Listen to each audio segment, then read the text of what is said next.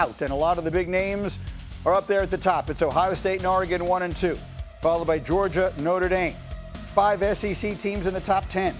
Last year's finalists are 6 and 7, Indiana and Miami. LSU is 11, Texas Tech is 12. We showed you the top 10, or 12, I should say, because, of course, 12 teams make the playoff. You don't see Alabama on your screen. Alabama comes in at 13. Let's talk about it. Heather and Paul are up with us early this morning, as they always are. Heather, I'm interested to hear your perspective. Did they get it right? Should Ohio State be number 1? Texas should be number 1, because when you do a preseason ranking, it's based on who has the most answers. And when you look at the Longhorns, I don't see a more complete team in the country, not only on the field, but also in personnel too. And I'm talking specifically about the hire of Will Muschamp as their defensive coordinator. Last year was not the year for Texas. This is the year that all the pressure should be on Steve Sarkisian to get to the national championship and win the national title, because he has everything he needs, all the pieces in key places. And you know what? We can talk about Arch Manning all season, and we will. He's not the best player on the team. Their defensive end, Colin Simmons, is the best player on the team. So I just think key players, key positions, top coaching staff, and they get Ohio State at home in week 2, which is critical to a playoff run. Well, that's probably where the whole thing gets decided, at least early in the season. Paul, what do you think? I thought I was watching me last year listening to Heather, but Heather, you make a great point, but you're wrong. The number 1 team ought to be Oregon. I like what you said about Texas, but they're not number 1. All right, we'll get it all sorted out, obviously, as the season gets underway. And I want to bring up another interesting trend. 17 of the last 18 years, a team has gone from being top 10 in the preseason to unranked at the end of the season. There are actually 3 of those teams last year: Penn State, LSU, and Clemson. We've seen at least 3 teams do it in 5 of the last 7 seasons. So, Paul, as you look at everything, you look at both the crystal ball and the schedules, which is a team that you think you could see falling out of this thing completely?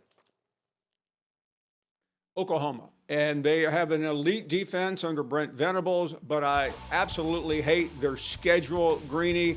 They have John Mateer back. He was banged up last year, and they went into a bit of a tailspin, even though they made the playoffs, although they lost at home, giving up a 17-point lead to Alabama. But I think they could run into a buzzsaw, especially early on, second week of the season at Michigan. They go to Georgia a couple weeks later. They have to deal with Texas, which they have been almost unable to beat, and that the second half isn't a whole lot better with Ole Miss, A&M, and at Missouri to round it out. Yeah, Heather, I'm looking at up there. That is a murderer's row. It is, Greeny, and it's the number 2 schedule in the country, which is pretty tricky. But listen, I do like John Mateer, and we saw when he was healthy last year as their starting quarterback, he's a Heisman candidate. When he's got all the pieces in place around him, he's not trying to do too much. Paul mentioned the defense going to be outstanding. They have a chance for a special season, but I agree with Paul. If there's one team you have to pick that could fall out, it would be the Sooners. ESPN's FPI projects they are going to lose 4 games, but I will be in Ann Arbor for that game against Michigan, so let's circle back on it. All right, let's talk about Bama. I mentioned that screen we put up at the very beginning. We had the top 12 teams, and they just missed that cut. I guess in the way Notre Dame just missed the cut last year at the end. It's much more important at the end than it is at the beginning. But how about Bama at 13, Heather? Is that too high, too low, or just about right? It's too high. Again, I go back, I mean, this is so hard with preseason rankings, but if you don't have a running game or a quarterback, why are we talking about you in the top 15? I mean, you go back to the SEC championship game and talk about a team that had -3 rushing yards. That is a stat that I don't think Alabama, its fans, or anyone who watches college football will ever forget. And until you see that proven and he picks a starting quarterback and we see it under the lights, I mean, I just think that's a little too high. Can Alabama be a playoff team? Will it? Probably, sure. There's no excuse not to. But right now, as we sit here today, that's too high. What do you think, Paul? Greeny, yesterday it was 101 degrees in Tuscaloosa, but the fans on the Finebaum show were even hotter, upset with the AP poll. They could not believe that their beloved Alabama, precious Alabama, was not in the top 10. I was not surprised. I frankly agree with Heather. They should have been lower. But the problem at Alabama is one we've talked about a long time. They just can't get over the fact that Nick Saban is no longer the coach. The program doesn't get the best players, and they're looking at about a 9-3 season, which is fine if you're Oklahoma or somebody else, but it doesn't work at Alabama. It's also a new world, and I want to play this soundbite because, of all people, Lane Kiffin, I think, said the most interesting thing of the day yesterday. He's getting set for his first year at LSU. You understand all of the sidebars with Kiffin. But he said, in particular now, you should pay no attention to the rankings this part of the year, and here's why. I've been parts of where we've been low a year ago and finished really high, and where we've been really high and finished really low. So, now more than ever, it really shouldn't mean anything. I mean, we don't know as coaches, let alone media or coaches know other teams, because we barely know our own team how we'll play, because you have so many new players. So while I think that's a really interesting point, Paul, that while the preseason rankings have always been to some degree guesswork, they've never been more so than they are now because basically every roster in the country has been remade since last we saw them. Lane Kiffin and his inner Aristotle.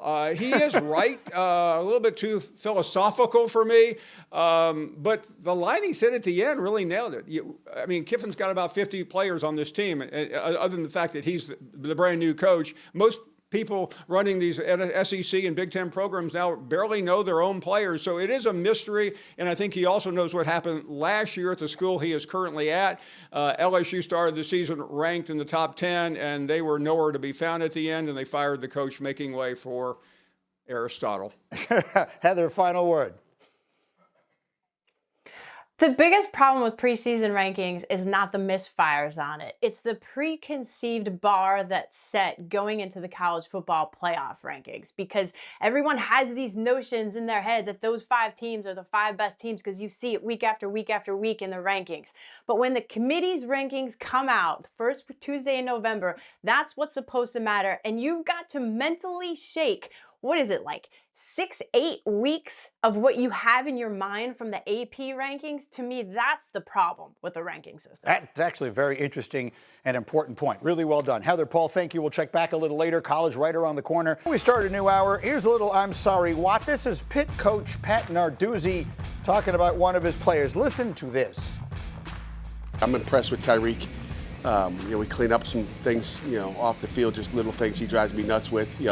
Like eating fish out of the river, that's not a good thing, okay? Like, don't do that, Tyreek. I don't know if you ever heard that story before, but like he does some stuff Louisiana style.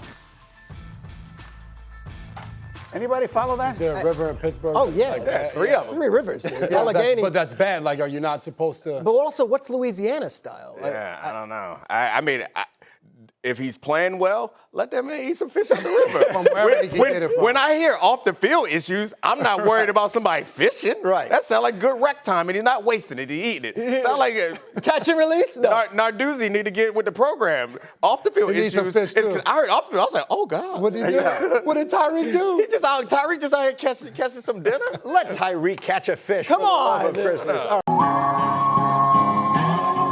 Try to knock me off my feet, still standing with more money than I came with. Hot damn, took a loss, but I'm still a gambling man, betting all the chips that I got left.